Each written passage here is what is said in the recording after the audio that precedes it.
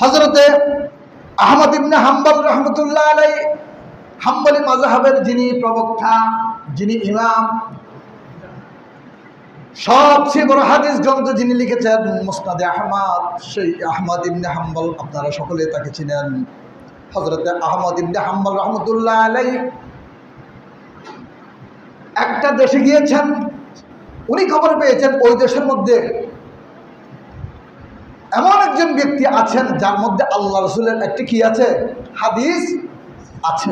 উনি একটি হাদিস জানেন, সেই হাদিসটি সংগ্রহ করার জন্য তিনি সেখানে গিয়েছেন, সেই দেশে গিয়েছেন ইরানের মধ্যে।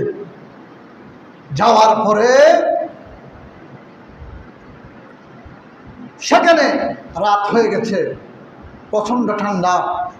তিনি মাগরিবের নামাজ পড়েছেন, এশার নামাজ পড়েছেন। এশার নামাজের পরে তিনি ইমাম সাহেবকে বললেন, ভাই আমি আপনার এই মসজিদের ফজরের মুসল্লি, আমি একজন মুসাফির মানুষ, আগন্তুক, এখানে এসেছি, অন্য দেশ থেকে এসেছি, এখানে আমার কোনো আত্মীয় স্বজন নাই, থাকারও কোনো ব্যবস্থা নাই, আপনি যদি আমাকে অনুমতিটা দেন, আমি যেহেতু ফজরের নামাজ এখানে পড়বো, আমাকে কি মসজিদে একটু থাকার অনুমতি দেওয়া যাবে?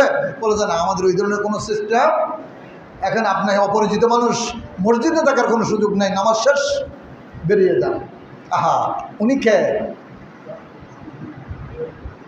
যে ইমাম সাহেব ওনাকে মসজিদে দিচ্ছেন না, উনি হাজার হাজার ইমামের ইমাম, লক্ষ লক্ষ ইমামের ইমাম, ওনাকে তো চিনতেছেন। উনি কে? উনি আহমদ ইবনে হাম্বল, ওই জমানার জগৎ বিখ্যাত মুহাদ্দিস। উনি তো চিনে না, ইমাম সাহেব চিনে না, আমি যে চিনি না, আমি চিনলাম না, এমন একজন মানুষ এখানে এসেছেন যাকে আমি চিনি না, উনি কে? আসতে পারেন, এই ধরনের হয় না? ইমাম সাহেব তাকে তাড়িয়ে দিচ্ছেন। কাকে তাড়িয়ে দিচ্ছেন? যিনি হচ্ছেন এই জমানার সবচেয়ে জগৎ বিখ্যাত মুহাদ্দিস, ওনাকে বলছেন যে না, এখানে থাকা যাবে না। ইন্না লিল্লাহ, চিনে নাই?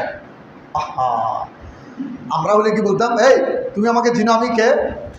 উনি কোনো নিজের পরিচয় দেননি, পরিচয় না দিয়ে তিনি সোজা বের করে দিয়েছেন, চলে গেছেন। বাজারের মধ্যে হাঁটতে হাঁটতে হাঁটতে হাঁটতে একটা দোকানের মধ্যে একটা রুটিওয়ালা, সব দোকান বন্ধ, একটা রুটির দোকান খোলা আছে।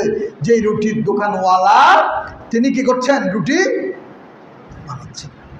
আমাদের এখানে আমরা ভাত খাই, ওখানে কি খাই বেশি? রুটি খায়।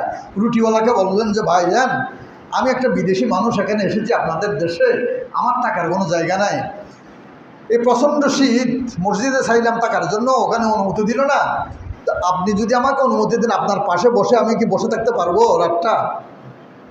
বলছে এটা তো ভালো কথা না, আমি একা আছি, আপনি বসলেন, সমস্যা কি, আসেন। শীতের রাত, রুটির দোকান, গরম, খুব আরামে ওখানে রাতটা উনি সেখানে কি করলেন, কাটালেন। হযরত আহমদ ইবনে হাম্বল যেই রুটির দোকানে গিয়ে তিনি দেখলেন যে রুটিওয়ালা তিনি রুটি বানাচ্ছেন, আর মুখে তিনি সব সময় জপতেছেন আস্তাগফিরুল্লাহ, আস্তাগফিরুল্লাহ। কাস্টমার এসেছেন, রুটি দিয়েছেন, রুটি দেওয়ার পর তিনি আবার শুরু করেছেন আস্তাগফিরুল্লাহ। রুটি আপনার তুন্দুলের মধ্যে দিয়েছেন, চুলার মধ্যে দিয়েছেন, আস্তাগফিরুল্লাহ, নামাচ্ছেন আস্তাগফিরুল্লাহ, রুটি বানাচ্ছেন আস্তাগফিরুল্লাহ, আস্তাগফিরুল্লাহ। হযরত আহমদ ইবনে হাম্বল এটা লক্ষ্য করলেন। তিনি জিজ্ঞেস করলেন, ভাই রুটিওয়ালা, আপনি আপনার একটা আমল দেখে আমি তো আশ্চর্য হয়ে গেছি, আলহামদুলিল্লাহ, আমি যতক্ষণ আপনার এখানে দেখতেছি আপনি শুধু আস্তাগফিরুল্লাহ আস্তাগফিরুল্লাহ জিকির করতেছেন, এটার ফজিলত, আপনি ফলাফল কি পেয়েছেন? বলে যে আলহামদুলিল্লাহ, আমি আজকে এত বছর থেকে এই আমলটা করে আসতেছি, আমার সব তো আল্লাহ রাব্বুল আলামিন কবুল করেছেন, সুবহানাল্লাহ। এটা হচ্ছে আমার সবচেয়ে বড় কথা, আমার সব দোয়া আল্লাহ কি করেছেন, কবুল করেছেন। একটা দোয়া এখনো কি করে নাই, কবুল করে নাই। এক ঘটনা আপনাদেরকে আগেও বলেছি, একটা দোয়া আল্লাহ কি করে নাই, কবুল করে নাই। বলেছে সেই দোয়াটা কি? সেই দোয়া হচ্ছে, আমি শুনেছি এই জামানার দেশ বিখ্যাত জগৎ বিখ্যাত মুহাদ্দিস হচ্ছে আহমদ ইবনে হাম্বল, আমি আল্লাহর কাছে বলেছি, ও আল্লাহ, জীবনে একবার হলেও আহমদ ইবনে হাম্বলকে না দেখাইয়ে তুমি তোমার কাছে নিয়ে যাও না। এখন আমার সে আশাটা আল্লাহ কি করেন নাই, পূর্ণ করেন নাই। আল্লাহর কাছে চাচ্ছি, আল্লাহ আহমদ ইবনে হাম্বলের একবার জিয়ারত আমাকে নসিব করিও, একটু তার সাক্ষাৎটা যেন আমি পাই। আহমদ ইবনে হাম্বল কেঁদে দিলেন। আহমদ ইবনে হাম্বল কেঁদে দিয়ে বললেন, ও ভাই, আল্লাহর কসম, তোমার সেই দোয়াটাও আল্লাহ রাব্বুল আলামিন কবুল করে ফেলেছেন। আহমদ ইবনে হাম্বলের দেশে যাওয়ার দরকার নাই। আহমদ ইবনে হাম্বলকে তোমার দরবারে আল্লাহ রাব্বুল আলামিন পাঠিয়ে দিয়েছেন। আমি হচ্ছি সেই আহমদ ইবনে হাম্বল। সুবহানাল্লাহি ওয়া বিহামদিহি।